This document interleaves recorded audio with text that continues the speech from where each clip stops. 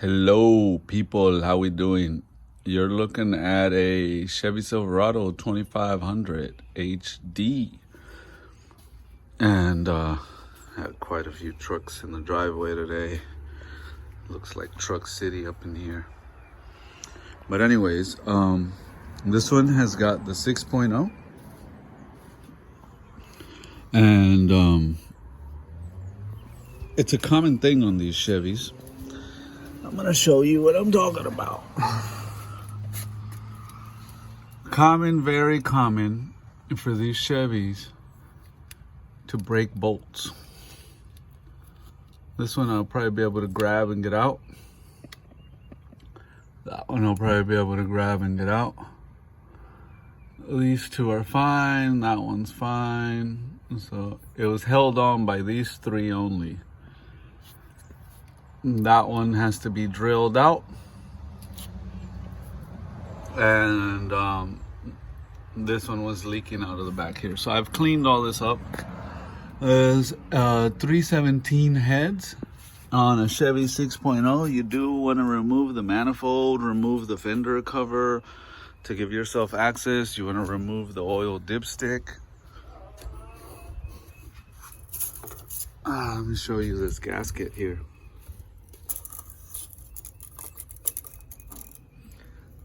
Blew right through the gasket. It's a multi-layer gasket. It's blowing right through there and burned it right up. So he'll need a new gasket. The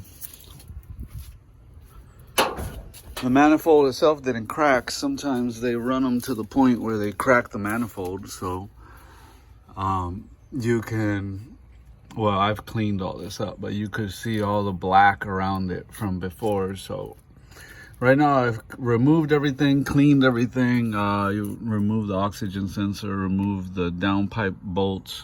Usually those break on Chevys too, so you want to be careful with those. And if you're attempting to do this job, I leave the spark plugs in there simply because there's no reason to remove them. And you can get metal shavings and stuff to fall inside of there. Before I start drilling, I will actually shove paper towels in these holes so that nothing goes down in there. And I've also shoved a little piece of tape down where the oil dipstick hole is. You don't want people blaming you for stuff getting in their engine while you're drilling their broken bolts out. So anyways, don't want to yap too much. We'll keep this video nice and short and sweet. Chevy Silverado 2500 HD, 6.0 motor, 4L80E transmission. I'm gonna get to drilling. I'm gonna show you guys before I start doing it. I don't have a tripod or something to hold up the phone, so I can't drill and hold the phone at the same time. But I'll give you a rundown on basic tools. The exhaust bolts, he only has 3 of them. We'll clean those and use them as a reference to get the other ones that are missing. So he's missing 3 more. So it's 6 total. We're gonna need to find 3 more somewhere. I use the wobbler, the 15, the 13, a mid-size extension, a long extension with the long ratchet for leverage. And that's what I got the downpipe bolts off of there with. And that was a 15mm nut, and then the exhaust pipe bolts were 13mm nuts. You need a 10mm socket for the heat shield, and you also need an oxygen sensor socket to get the oxygen sensor off. Other than that, you're gonna remove a bunch of plastic clips to get this fender cover out. Be careful not to break them all because you need some to be able to put it back. These different locking pliers are what I'm gonna use to try to lock onto the excess bolt that's sticking out. That WD-40 and PB Blaster, I have both. I'll show you the what I call PB Blaster. It's a penetration fluid. It's a little stronger than the WD-40. I usually don't use it right away. I usually try to use the PB Blaster, the WD-40 first. And then if the W40 doesn't work, I pull out the big PB Blaster on it. But I got some different size pliers to try to grab that bolt with. And then I got some titanium drill bit. And I got the, I don't know how well you can see that there. And so it's 8 by 125 up top. On the top left hand corner, you can see it in the white there. And that's gonna come with the rethreader and the drill bit for it. And then I've also got a 1/4 quarter, right? Titanium drill bit to help work that out. Anything less than titanium is not gonna drill it out. Now I'll end the video by saying, when you go to drill this out, you can only go back so far before you punch through. So you don't want to go too far back. So you say, well, how do I know how far back to go to where I stop? This is how you know. You see that thread? See if I can set this right there and get the camera to focus. So you see the rusty part on the thread? The rusty part on the thread, which is about a fingernail left to right, right? About half of that bolt.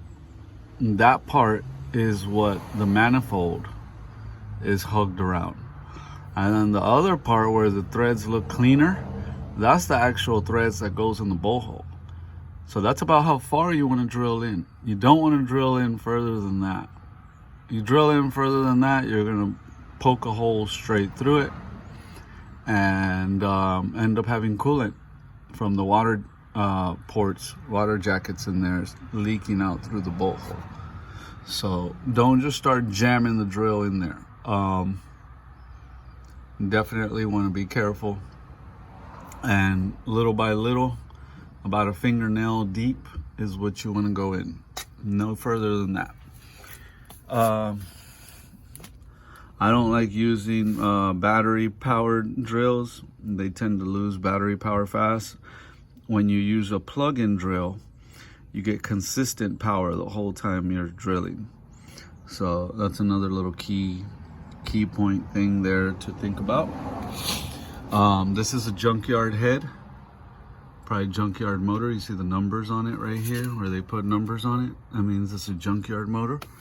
So the other side doesn't leak from the exhaust. This side does. We'll fix this. We'll put it together at some point. I'm assuming the other side's gonna do it too. So this thing will probably be back here for that. These Chevys though, once you do this one time and you anti-seize the bolts, clean the threads out, everything, do it properly, you don't have to worry about it happening again. It takes a decade or more for this to ever be an issue again.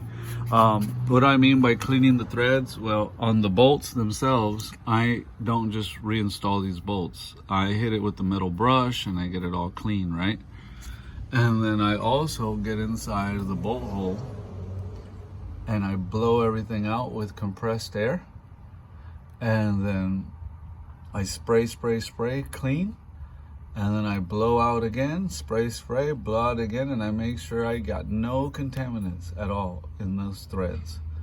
So when the threads, male to female, right, when the threads right here are being introduced into there, there's no dust, even like no shavings, no contaminants, no oxidation, no nothing. It's just pure clean threads. As I go to reintroduce these bolts back in there, I tighten them in the proper sequence and to the proper torque spec. That's it. Looks easy, sounds easy, but if you haven't done this already a couple times, I highly recommend you pay someone that has. Thanks for watching. Catch you on another video. Peace.